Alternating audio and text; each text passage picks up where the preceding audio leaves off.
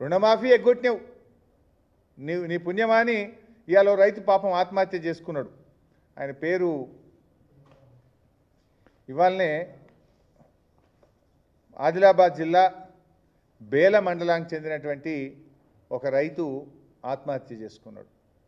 నిజంగా అది రేవంత్ రెడ్డి ప్రభుత్వం యొక్క హత్య. అది రేవంత్ ప్రభుత్వం చేసిన హత్య. అది నిజంగా నువ్వు రుణమాఫీ చేసి ఉంటే ఆ రైతు ఎందుకు చనిపోతుండే అని నేను ఈరోజు అడుగుతా ఉన్నా.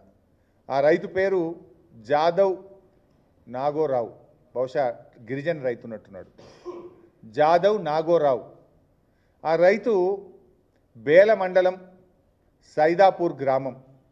ఆయన బ్యాంకు వాళ్ళు వచ్చి రోజు అప్పుగట్టని ఇంటికాడ బెదిరిస్తూ ఉంటే వశపడక ఇవాళ పొద్దున్న లేచి బ్యాంకుకు పోయి బ్యాంకులోనే పురుగుల మందు తాగిండు. బ్యాంక్ అధికారుల సమక్షంలో బ్యాంకులో పురుగుల మందు తాగిండు. పాపం హడావిడిగా ఆదిలాబాద్ రిమ్స్ హాస్పిటల్కి తీసుకుపోతుంటే మార్గ మధ్యంలోనే నాగోరావు చనిపోవడం జరిగింది. ఇవాళ దేవరావు జాదవ్ నాగోరావు అన్నారు. ఎవరు? దేవరావు. సబ్జెక్టు కరెక్షన్ పేరు దేవరావు అన్నారు. బ్యాంక్ ఇప్పుడే ఫ్లాష్ వస్తూ ఉండే, నేను వస్తూ ఉంటే టీవీలో చూశాను. బ్యాంక్ అంటే ఇవాళ ఎందుకు చనిపోయింది? ఆయనకు ఉన్నది 5 ఎకరాల భూమి. 3,50,000 బ్యాంకులో అప్పు తీసుకున్నాడు.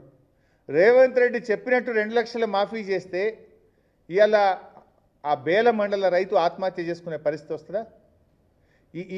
ఈ రైతును చంపింది ఇవాళ కాంగ్రెస్ పార్టీ.